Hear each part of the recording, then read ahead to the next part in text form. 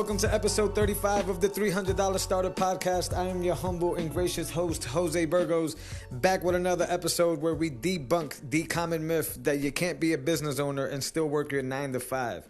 It's baloney, guys. As long as you have the right strategy, the right tips and tricks, it's very possible for you to be able to manage all the things that you got going on. So this episode I'm super excited about, as I usually am excited about my guest. I have Desiree Argentina here. Now, I met Desiree online, and she is just a great person. She took the toolkit for a test drive. She loved it. She gave awesome feedback to it, both good and bad. And she's just well accomplished. So I respect her word and I value her opinion. She has a travel blog. She works on mindset. She's a counselor for middle school and high school kids during the day. She does rescue leagues for cats. She's a screenwriter. She is so accomplished and well-traveled. No pun intended. She really is well-traveled. That's what she does. And there's a lot of value here for you guys about time management and many different things, guys. So check it out. But before I get into the episode, please make sure you go to the link in the show notes and check out the webinar that can transform your life. Check out the webinar that can get you from idea to conception in as little as 48 hours. You could have a side hustle in as little as 48 hours, guys, and for less than $300. Now, the cool thing is that the webinar is so filled with value and information that even if you don't purchase the toolkit, which if anybody would ask Desiree, she would agree you should. But even if you don't, you will walk away with a ton of value. You will walk away with the exact same system that I use to build my business, and you will walk away with a free checklist to keep you organized while you're going through those same 6 steps, guys. So it's super valuable, even if you don't feel like getting the toolkit at the end. All right, guys, now I'm going to get into the episode. Enjoy. Wow. All right, so this thing is recording, and I'll do a small countdown. Okay. 1, 2, 3. Hey everyone, welcome to another episode of the $300 Starter Podcast. I am your humble host, Jose Burgos. Thank you for coming back for another episode. Super excited about this episode. My guest is very accomplished, is the best way to say this. Desiree Argentina is in the house. Hi, Desiree. Hello. Thank you for having me. I'm so excited. Oh, I'm so glad you're here. So a little bit about Desiree, guys. She's a world traveler that runs a travel blog and a travel Instagram account. She is a screenwriter with 2 short films produced. She just restarted her podcast, and she runs a Facebook group that I am a member of, and it's fantastic, for people with hobbies and passions. Desiree, accomplished is not enough. You do too many things. Oh, thank you. Thank you.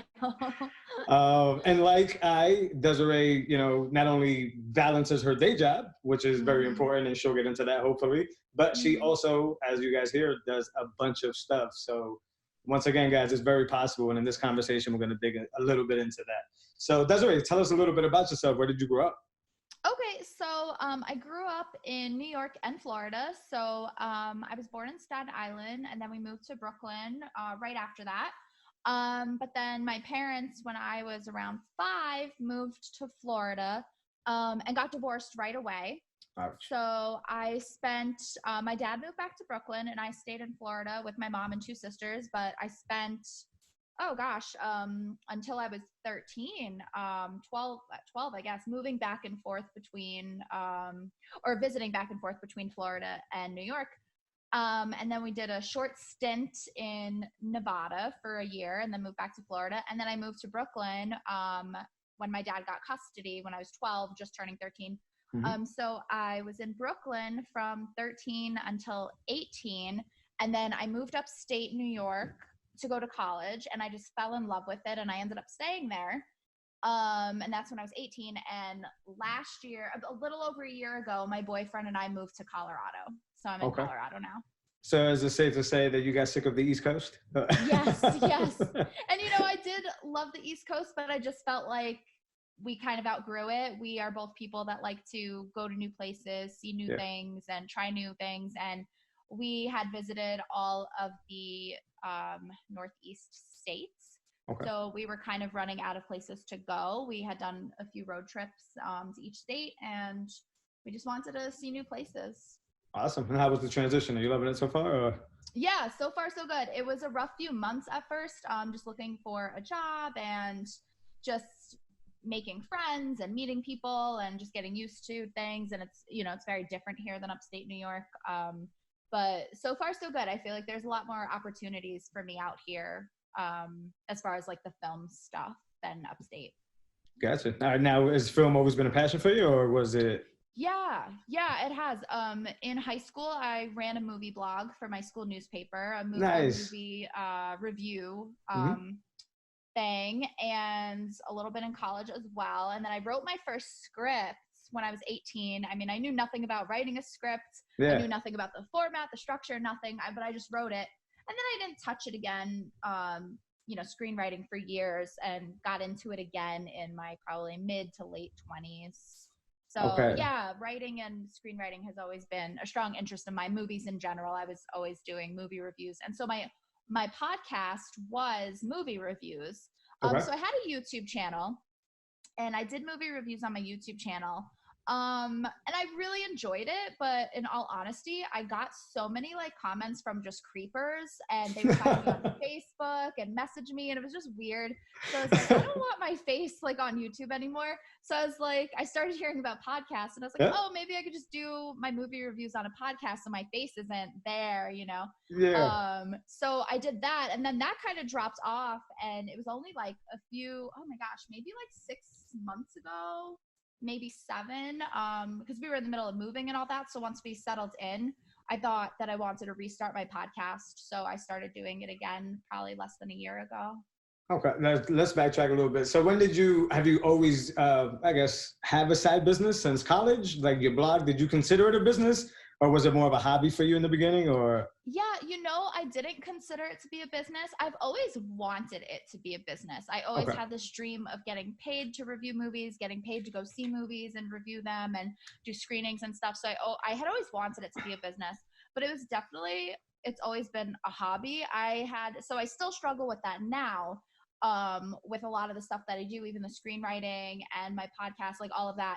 I struggle with the business aspect of it, which is, how you and I met Yeah. because of your podcast and your toolkit and everything. So I took your toolkit, because I struggle with getting paid for the things that I do.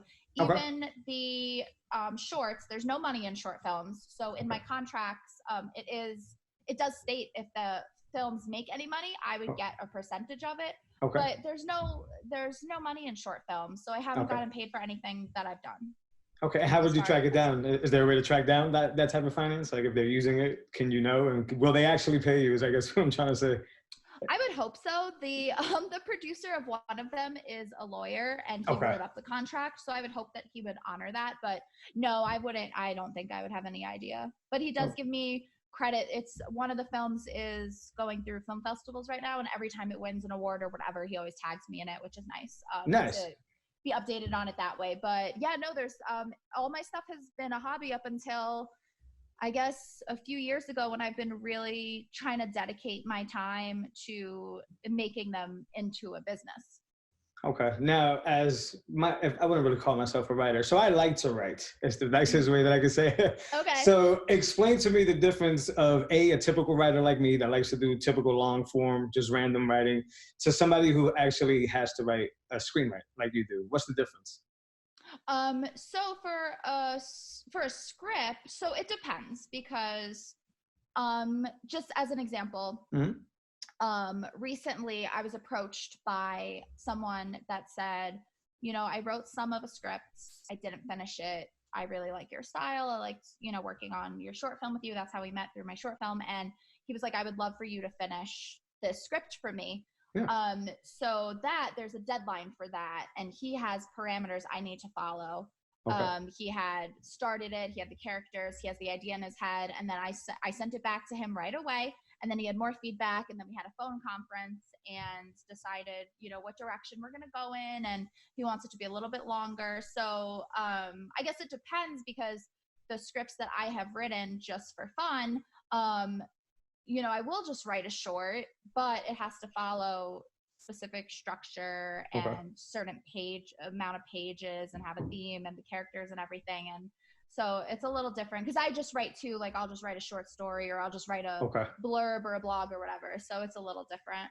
Gotcha. I like the word blurb. I've never heard that. That's Oh yeah. probably that probably best explains what I do. It's just a blurb. It's just Yeah. That's what I do too. Yeah. okay, cool. All right. So, in your sense for screenwriting, you definitely have to have like a character arc. Hmm. You got to have the whole breakdown, Yeah. as opposed Yeah. to just a blurb is, "Hey, I feel like crap today, and I want to let you guys know." Yeah, exactly. And that's kind of what I do on my blog and Instagram and stuff. So Yeah, isn't it great that we have these platforms to be able to do this on? I yes, mean, it's great. I think about that all the time. I was that somebody would pay me to hear, me go through all my junk and my problems and let them know that Uh-huh. I'm just like them and they pay for that. That's awesome. Yep. It's incredible. All right, so let's backtrack a little bit to your, upbringing. What were you interested in? Because you do screenwriting, but you also do a lot of travel blog on Instagram. So what were Hmm. you interested in? It seems like you had many interests growing up.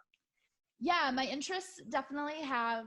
I've always been interested in movies. I've never been really, well, I was when I was a little younger, but I've never been big into TV shows as much as movies. Like Okay. movies is definitely what I prefer, and it's what I've always preferred. But I was interested in a lot of different things when I was younger.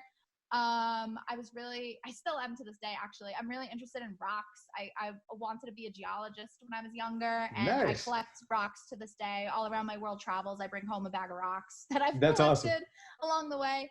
I'm very interested in animals. Animals is like a major thing in my life. I run a cat rescue on the side of working full time. And I always, whenever I travel, I go to ethical animal rescues and sanctuaries, things like that. And I try to use my platforms as a place where I can spread awareness about issues animals go through. I'm definitely an animal rights person. So growing up, I was always interested in a lot of different things. But I was never a traveler. I never wanted to travel. I didn't start traveling until I was in my mid 20s, Okay, and that's that's the first fantastic. time I traveled, yeah, or abroad anyway. Yeah. So, do you? I don't know if I could. I don't want to tie two different things together, but do you think the fact that you had to go from New York to Florida so often boosted your, comfort in traveling? Like, do you think that was a part of you becoming a traveler, or completely different things? Yeah, I feel like it definitely got me used to it. Okay. I still, to this day, I hate flying. I am not Oh. one of those people that likes to be on a plane. I hate it. It's like one of my biggest fears is flying. I don't know. I'm scared of heights, and I don't like the window seat. I can't look out the window. I start like Interesting. panicking. Yeah, I would have Yeah, never so guessed. yeah, I know. It's people are always surprised. They're like, but you fly all the time. I'm like, I hate every moment of it. From the moment I buy the plane ticket, I'm like Yeah. thinking about the horrible flight. So I've always hated flying, even from when I was little. But it definitely got me used to traveling around. Definitely, I think it got me in that. Just from moving to different places, and in Florida and in New York, we moved to a bunch of different areas and houses, and I think that just kind of got me used to the idea of just leaving one place to go to another. Oh, awesome. I think I have to ask, how do you do it all? How do you balance everything? I mean, this is kind of the core concept of this is basically still keep your day job and be able to make extra Yeah. money on the side, but you're going way beyond this. I mean, you're doing the Cat Rescue League. That's just another one out there.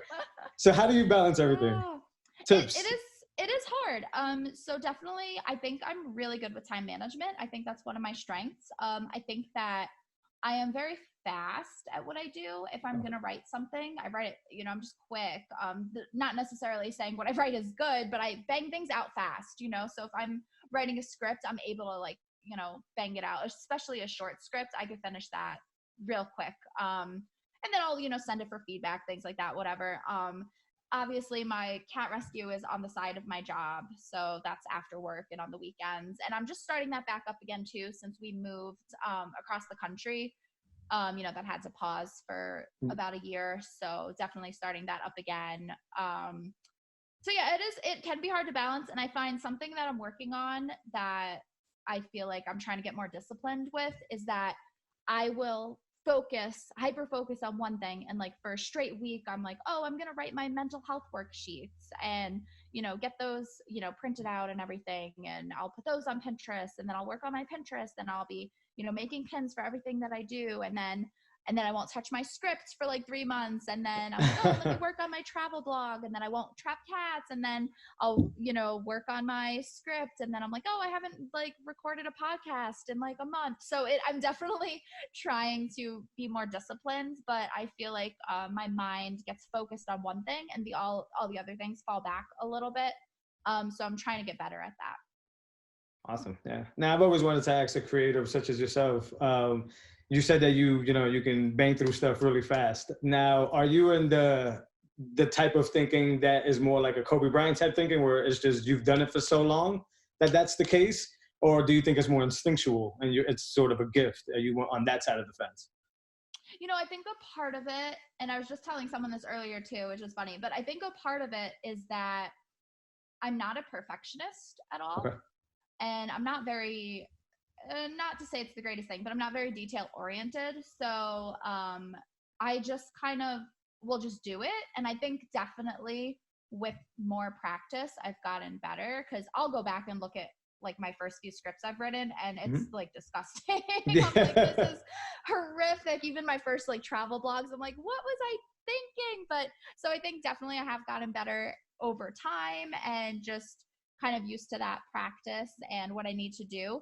But I think not being a perfectionist really helps, because I'm not afraid to just do the thing or write the thing that comes out stupid, or just if I have a bad idea, just to kind of write it, and just whatever flows from my brain. I'm like, all right, whatever, I'll just write it and fix that later. I think that's a gift. I mean, I'm sure you would say it's a gift and a curse, but yes, it's both for sure. yeah, I think I fall on the other end of the spectrum, where I just keep looking over stuff and keep looking over stuff, and I have to bounce it off of like 3 or 4 people. And then the weird part about it is when I shoot it off of them, I still don't believe what they're saying back. Oh yeah, right. Yeah, so I can't take their criticism. But you seem to be very comfortable, always moving, always doing something. Do you ever just search stillness? Like, how do you relax is the question, I guess. My idea of relaxing is probably different than a lot of other people's, actually, because Okay. I've gotten this feedback a lot from my friends. So in upstate New York, it snows a lot. Oh yeah. So out here in Colorado, it will snow a lot, and then like the next day it's gone because it's melted away from the sun. But so I have no really excuse. But in the winter in Binghamton, New York, upstate New York, I would take the opportunity from like October to like March. I'd be like in the hibernation mode. But my friends were like, you are not hibernating. You're out every day. Like you're out, like, you're going to all these different places. You're posting all these different things. And so I do have a hard time with that. I feel like if I have a day, I do like days where I'm just home and I'm just sitting, and just like I'll watch a few movies or whatever. But I have a really hard time with that. I like to relax, but my idea of relaxing is not the same definition as other people's. Like I always still have to be doing something. Yeah, so there's no Netflix watching for you, no binging. Do you do that often? I'll binge, but Yeah. then I will do something else. Like I'll binge for like, I don't know, like a few hours, and then I'm doing something. I'm like, all right, let me write my travel blog now or something, or let me do whatever random thing, or even clean the house just to feel a little like productive. But so my idea of like relaxing is like I'll take a whole day to like clean my house. I'm like, oh, that's so good. So, Awesome. yeah. That's really cool. All right, so let's get into the business. So the business is according to Des, is that correct? Yes. Yeah, and that's what I've named it. Yeah. What's the type of business? What do you got going on? So it's all of that stuff basically, just, and I'm trying to figure out how to monetize it basically. So I make, so I do the travel blog, and so I review places that I travel. I review everywhere I travel. And so I call it according to Des, because I didn't want to so much. So my travel Instagram used to be the world according to Des, and then I had movies according to Des. But I found that because I was doing so many different things, that it's just kind of like blank according to Des, because I was doing so many different things and I didn't want so many different names. So I have my website according to des.com, and then I have categories of like, these are my mental health articles and my mental health worksheets, and and those are available for pay, just like $1 or $2 for worksheets that mental health clinicians can use. Yeah. And, in schools or whatever. And then, I have my travel blog. So it's like, the world according to Des. And, I give a lot of travel tips. And so one way I'm going to start monetizing is I'm going to start going to try to get into doing ebooks and Okay. travel books and e-courses. So I want to do different ones. Like I'm going to try to do mental health ones because I'm a social worker. So I was in a mental health clinic for 4 years, and now I'm in a school doing mental health with middle school and high school, and I was in an elementary school last year. So Fantastic. so I try to do mental health stuff, and then I have my travel blog, and then I have my podcast, which I try to put, sponsored posts in, Yep. and the screenwriting, which my ideal. So I might do an e-course or an ebook on how to write a screenplay and just do it kind of like tutorial and informational like that. And I'm gonna try to monetize these things that I've been doing, because I put so much energy into these things, and they're just kind of out in the world, and I'm not getting paid for them, which is frustrating. So I'm gonna try to. That's my next step, is working on, because I have the website and everything, and the different avenues and platforms, and monetizing it is a big goal of mine. Okay. The best, your strength in all of those things the best one that you're good at, or your favorite, either way. I would say You only had one. Somebody was telling you that's I it.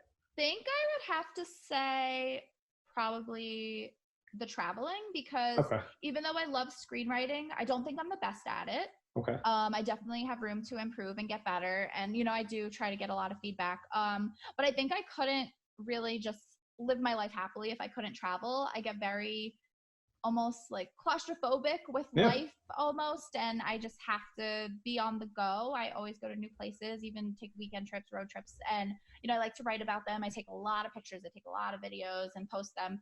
So I would say probably the traveling and planning travel. I have helped people plan their trips, and especially a place that I've gone, I've kind of like outlined for them where I've gone and tips and what they should do, the time they should go, the time they shouldn't go, things like that.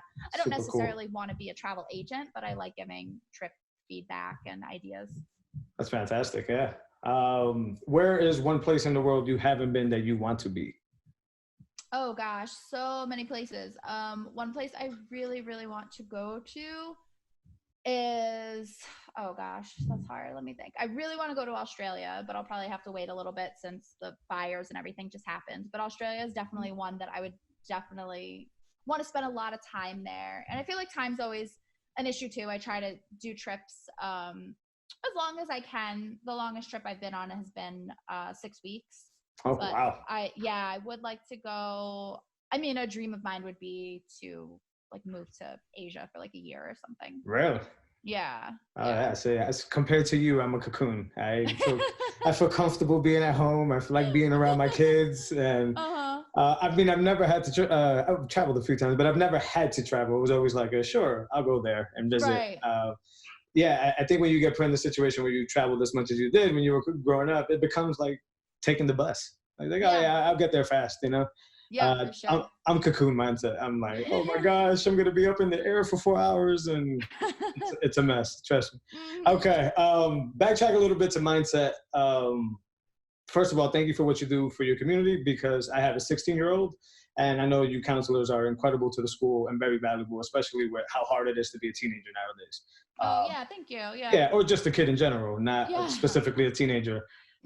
So is there a certain see, philosophy is a heavy word, but is there a certain philosophy you like to, consult people to keep in mind, or any type of strategies for a good mindset, healthy mindset?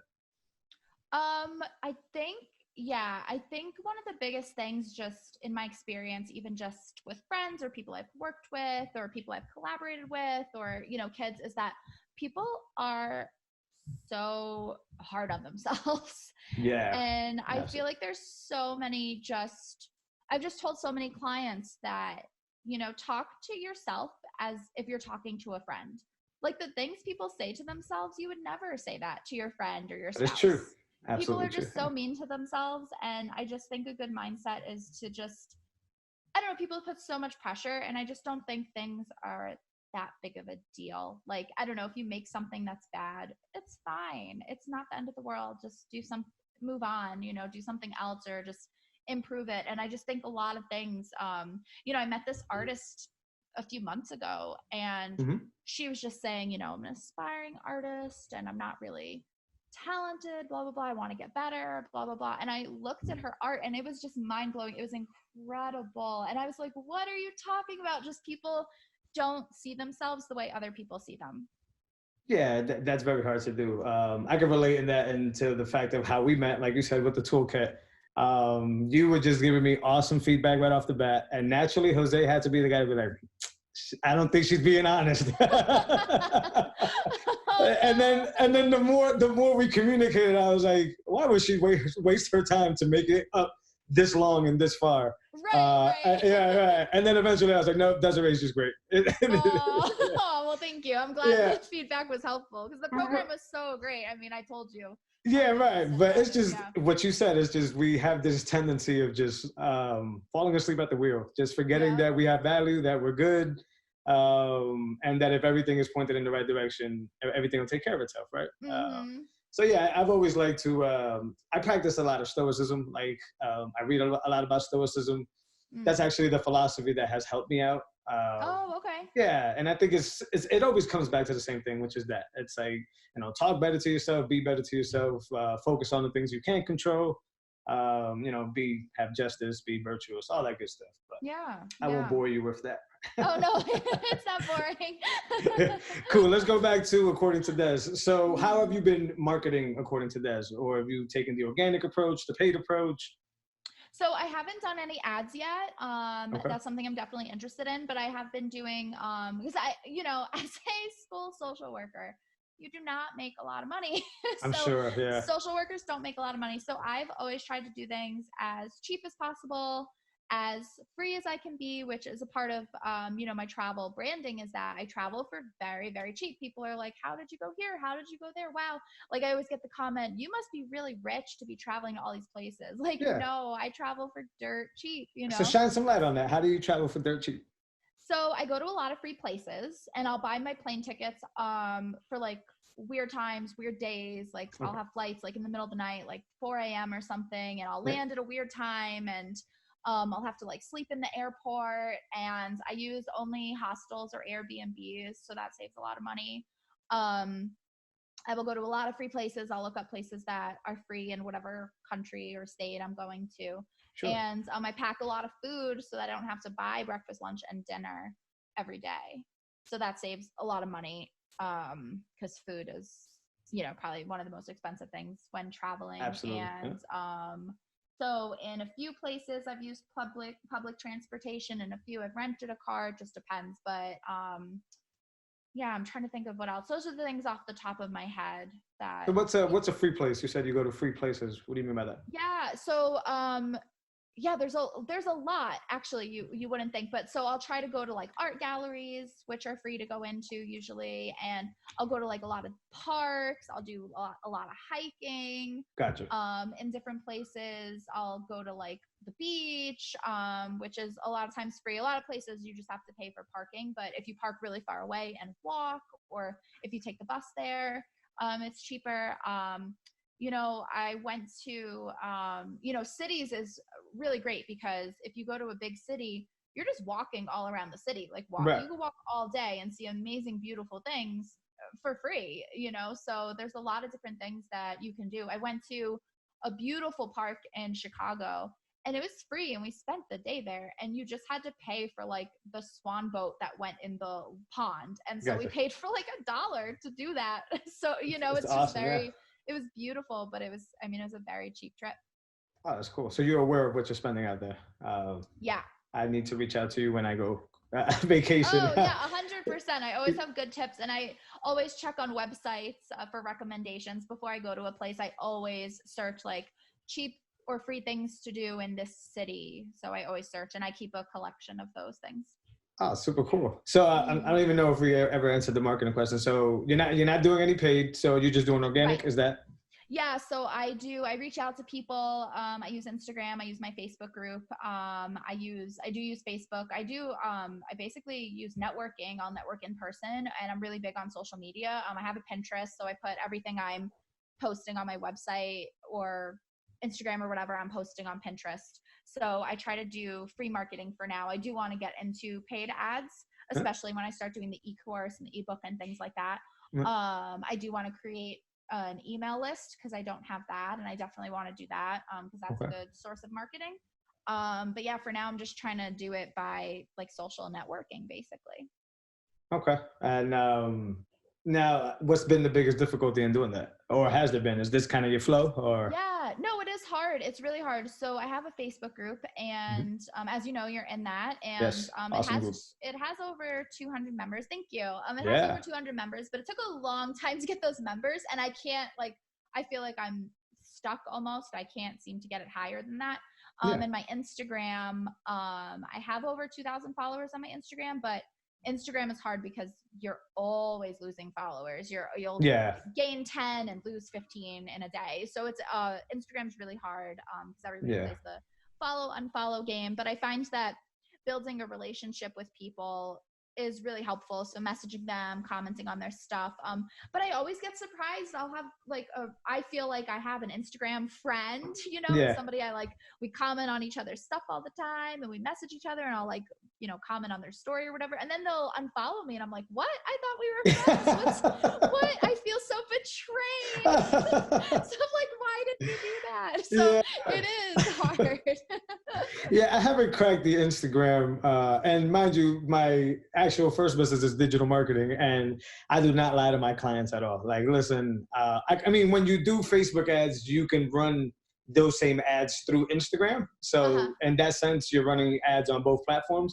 But when it comes to actually figuring out the algorithm of Instagram, Right. no clue. I have no idea what they're doing there. Yeah. And And how it do you changes show? so much. It is it's become more of a game than it has become fun. Yes. And Oh, I got away from it from that yeah, sense. 100%. I do try to use Pinterest. I like Pinterest because it's just a search engine and you could Yeah. post all your own pins, but that's even hard because they have Pinterest boards, but you have to get accepted by that like Okay. leader of that board, and then you could post your stuff on it, but it's very competitive and a lot of Right. boards won't accept you. So even Pinterest can be tough, but I have just my own boards that I post things to, and you Yeah. could track if people are looking at your stuff or if you have a decrease. So it is really hard, and I feel like it's just everything's changing, and then there's always a new social media. So like I'm on TikTok now, like Oh that's yeah. new. Yes, I love TikTok, and that TikTok has a very strong algorithm, but even Yeah. there, like you'll get out thousands of likes on a video, and then your next video has two. It's just strange. Yeah. Okay. Yeah. I keep hearing that that's the new stomping grounds. That's the place to be. I haven't gone there yet. I don't think I'm cool enough to be there. I know that sounds weird, right? But I really don't think I've seen some stuff, and I'm like, I'm not cool enough for that. No, you definitely could. It's so fun because a lot of people use it to learn things. So you Okay. could even post like videos, like tutorials of, just or, Yeah. information. Like you could learn this about business. Like those accounts do really well. There's like little old elderly people on there that have like Really? millions of followers. Yes, it's so cute. So it's fun. It's basically like Instagram, but videos, and your video is only up to a minute. But people are so funny and creative. Like I'm always scrolling on TikTok before bed, and I'm just like hysterically laughing, or I'm like saving a video to my favorites because I'm like, oh, that's good information, or oh, I'm gonna try that recipe. So people love the tutorials and information on there. So I think you would actually have a great account on there for business. Okay, let me run this conundrum by you then. How do I use TikTok and remain cool with a 16-year-old living in the house? Oh, yeah, I have two sisters, and one is 16 and one is 13 today. Actually, it's her birthday. Nice. And so she's 13, and Happy birthday. thank you. So I'll have to let her know. Yeah, Please. she's exciting, official teenager. So they're the ones who got me into TikTok. So they're in Florida. So when I would visit them, I visited them over the summer, and for Thanksgiving, they were showing me all these different TikToks, and they were doing all the dance. TikTok has all these dances. And they got me into it, and then I was like, I'm gonna make a TikTok account, and they were like, you better not. See? And I was like, yeah, and I was like, no, I'm like totally going to. And they were like, no. And then so I got home to Colorado, and I texted them. I'm like, oh my god, I made a TikTok account. And they were like, no, you did not. Stop. What's your account? And I didn't tell them for a while. And then I find out they were like, tell me your account. But I don't think they watch my TikToks or like them or anything. That's what it is. Yeah. I don't think they like it. And then now I have more followers Yeah. than one of my sisters. And I don't think she probably likes that. Yeah, I think I've bashed on TikTok so much to my daughter that I would be a complete hypocrite if I if I went back and said, "Hey, well, you want to follow me?" But all right.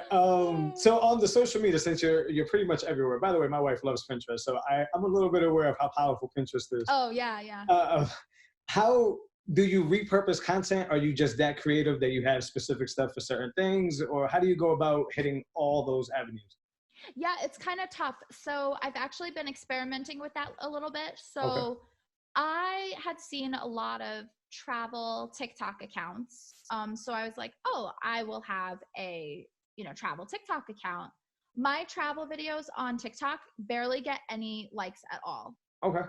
So I mostly have been, I mean, I'll still post videos on there, but they don't do well for some Yeah. reason. Because there's other travel accounts that have like 500,000 followers and stuff. And, this video has like 600,000 likes, and like I can't get past even like 10, I feel like, or 20. Okay. So I made my Instagram account for travel, even though it's called According to Des, it's mostly been a travel account, but I've been thinking about changing that to add in my writing and some other things like my podcast. So I mostly post those other things in my story, but I've been thinking about like posting them. So the pictures, I take a lot of pictures and videos, and I'll post those on my blog and on my website. And then I'll also post those same pictures on my Instagram account. Okay. And I will post videos on YouTube. So I have gotten back into posting videos on YouTube, but they're mostly travel ones that I'm not really in.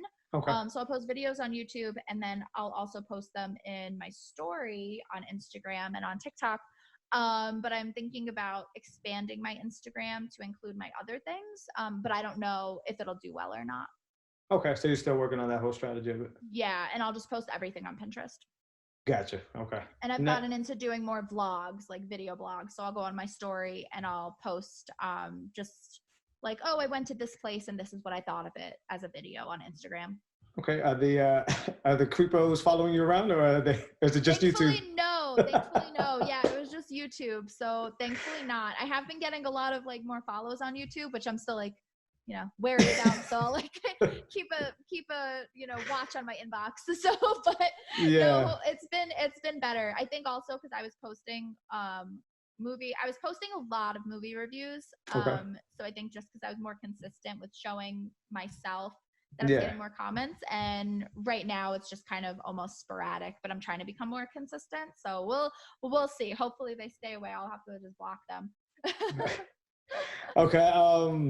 I it's pretty obvious how technology impacts not only your business because of everything that you do, but Yeah. I'm sure you also remember the time when it wasn't so. So what's the biggest way that technology has helped you do what you do today? Oh my gosh, I feel like it's helped me so much. So I've been on social media, I feel like forever. So it's not like it is today for teens where like, I don't know, they pop out of the womb and they have a cell phone and they're on Instagram, it Yeah. feels like. But so I didn't get a cell phone until college and I never used it. I just wasn't into it. I wasn't into technology at all. And like I said, I was writing movie reviews for my school newspaper, so I had that. But I really started getting impacted by technology with YouTube, I guess, because I didn't have a Facebook group or anything. So Yeah. YouTube was kind of my first like intro into technology posting, basically vlogs, just movie review, Okay. me talking about movies. And then I stopped doing that. And then I just got super, super into Facebook. I would just like post a lot of articles. And I guess I started out with the human rights and animal rights stuff. Okay. I would post a lot of things like that, and I was getting a lot of comments and feedback about that. And then I was like, oh, I think I should make a Facebook page, because I was finding a lot of people were unfriending me on Facebook, the people who didn't want to hear about, the Right. plights of animals and, about racial inequalities and things. So I was getting a lot of people unfriending me or blocking me and stuff. So I was like, maybe I'll make a page to dedicate to that kind of stuff. So that's kind of how it started. And then it was recommended to make a group, so I did that recently. But I was Okay. very active in my Facebook page, because I was like, I still want to post all these things and all this educational information, but some people were really responding to it and some people were not. So I was like, I really have to find like like-minded people. Yeah. Awesome. Yeah. And I believe that is pillar number 5, guys. is the Oh yeah. Facebook page. Yep. Yeah, Yep. it's super powerful. Hmm. It's just a little bit of a confession, but I actually left Facebook 2 times before this go around. Oh wow. Yeah, and I always like to say that it was just that time in my life where I didn't really care for it or need it.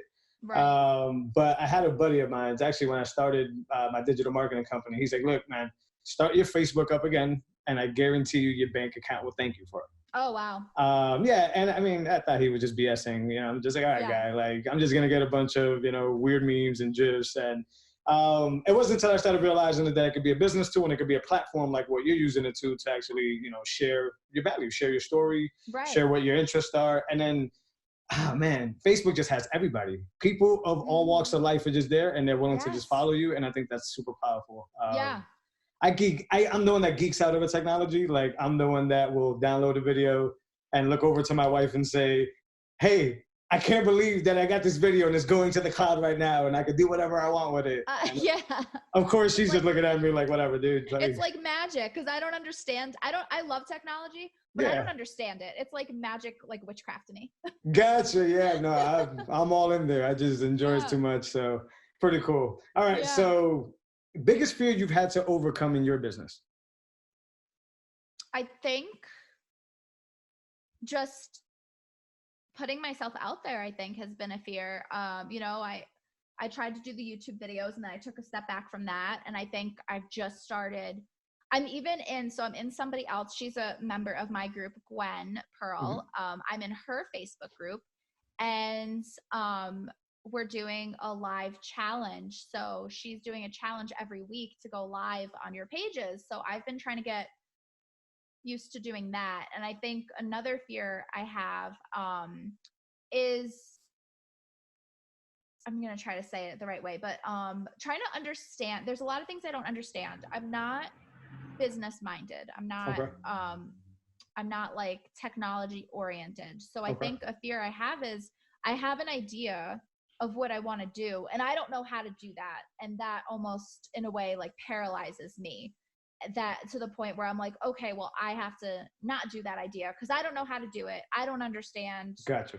what I need to do. And, the only reason I have been doing my podcast is because my boyfriend is really into technology. He has all the sound equipment, he has the microphones, he has the headphones. Nice. And if I didn't have him and he didn't have that stuff, I wouldn't have a podcast because Gotcha. I wouldn't know how to do it. And I would be too scared to research those things and look into those things.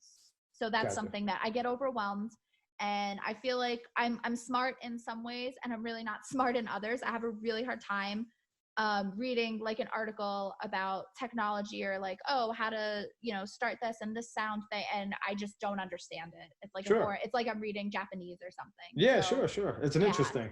Yeah, yeah. yeah. So when you find yourself in those situations and you find yourself stuck, who is there a certain person that you go to, or is there a certain book or anything like that that you go to get unstuck? It depends on the case. I go to my boyfriend a lot Okay. because he's just very smart. He's probably the smartest person I've ever met, and just Awesome. not even being biased. He just knows like he's very good at trivia. We'll go to trivia, and he will just he carries the whole team. Like he just knows all this sort of random junk that you wouldn't think anybody would need. And he's always reading. He's very into technology. Like he builds drones. Like Wow. Okay. yeah, he's just very into like weird stuff. And so, but but it's funny because of that, I just expect him to know everything. So I'll come to him and be like, oh, how do you do this? And he'll be like, oh, I don't know. And I'm like, yes, you do. Yes, you do know. Go figure it out.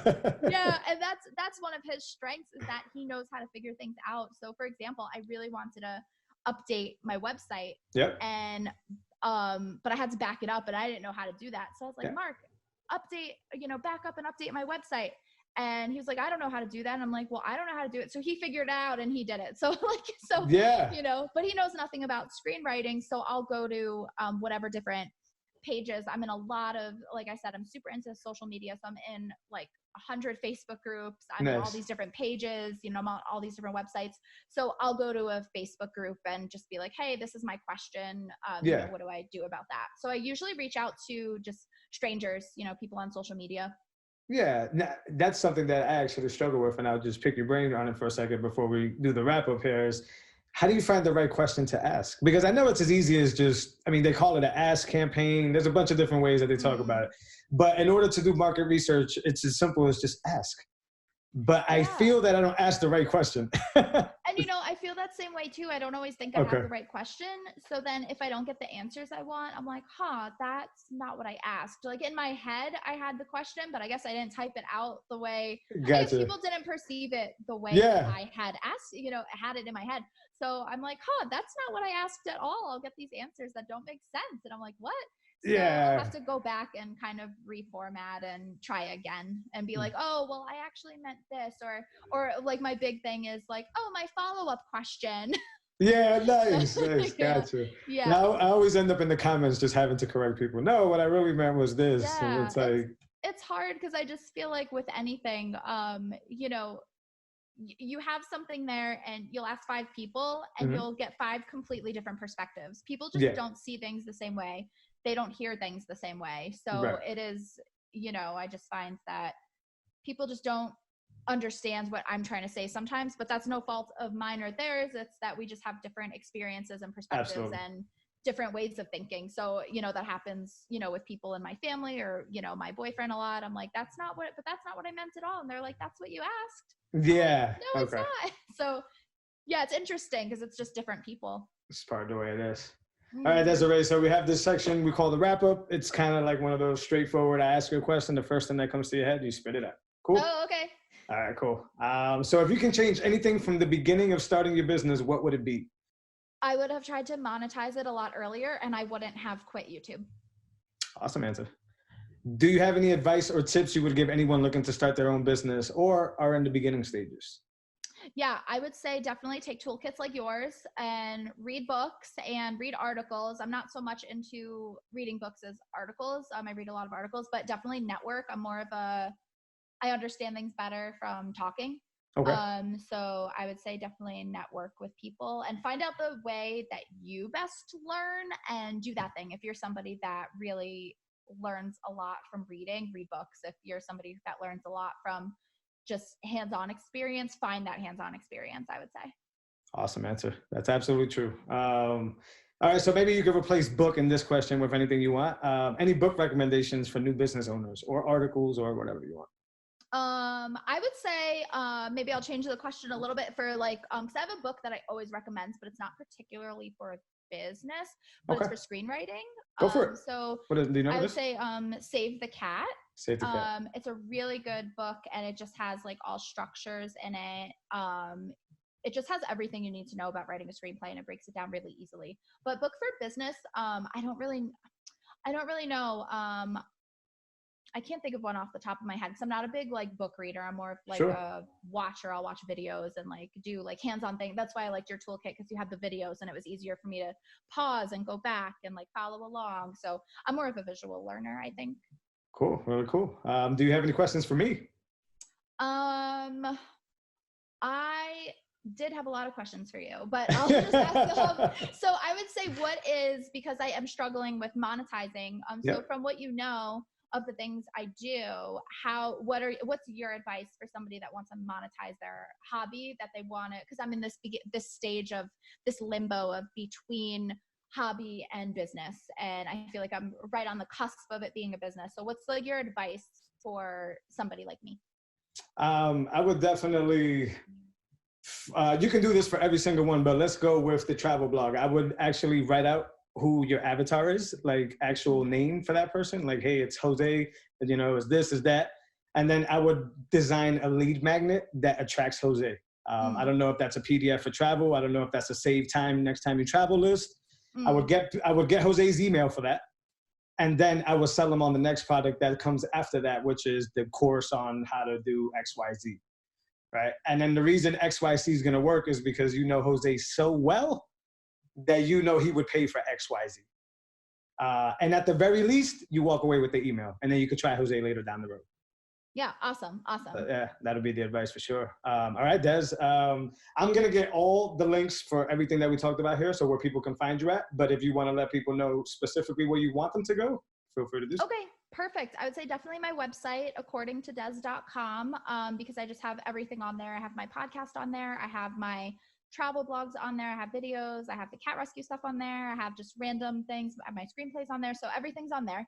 Also follow me on Instagram. So it's at According to Des for different travel things on there. And like I said, I'm going to start posting writing and things on there too. And I always post stories, so you'll see me on there. And then if you want, join my Facebook group. So it's facebook.com/groups/ According to Des. And I always invite people to post whatever they want in there. You know, post if you're traveling somewhere, if you just have a quote, if you like saw this cool TED talk, or you know, whatever. It's totally open. I love it when people post in there. And then I try to make it a supportive community where if somebody posts something, you know, give them some encouragement or feedback and just see like, oh, that's awesome kind of thing. You know, I try to make it supportive. So those are, I would say, the main places to find me. And you can follow me on TikTok. I'm at According to Des, but I just post stupid things on there. Well, let them be the judge of that. Yeah. We don't want to be too hard on ourselves now. Right. Guys, I'll get all those links inside the show notes. Desiree is completely genuine. Trust me, in the beginning, I thought she was a unicorn. I was like, this can't be possible. Somebody cannot be this nice. She is true to her word. Please follow her. Desiree, thank you so much for this. I appreciate you. Yeah, thank you. So great. Thank you so much. All right. I'll catch you guys in the next episode. Take care. What a fantastic episode that was. Desiree has so much energy, so much passion for what she does, and she is so dedicated and always moving forward, and I respect that. I have a lot to learn from that, and I hope you guys learned a lot from this conversation with Des. Super excited to see where Des goes in the future. I'm going to follow closely. I suggest you guys follow closely, and yeah, that's episode 35, guys. I hope you guys got a ton of value from it. I know I did while recording the episode. So just wanted to let you guys hear that. But before I let you guys go, what if I told you that you can start your business in as little as 48 hours? What if I told you that you don't need to be held hostage by your tech guy? That's right, guys. Go to the webinar in the show notes. Once again, I'm super, super excited about how much work I put into this toolkit. Like I said earlier in the beginning of the episode, Desiree took this thing for a test drive, and she is loving it, and she is seeing a bunch of success from it. There's a few others that are going down that same path, and I want you to be the next person to see success. So check out the webinar. Even if you don't buy the toolkit, you'll definitely walk away with the 6 steps I used and a free checklist to boot just to be able to help you out. All right, guys. I'll see you guys next week on episode 36. Take care.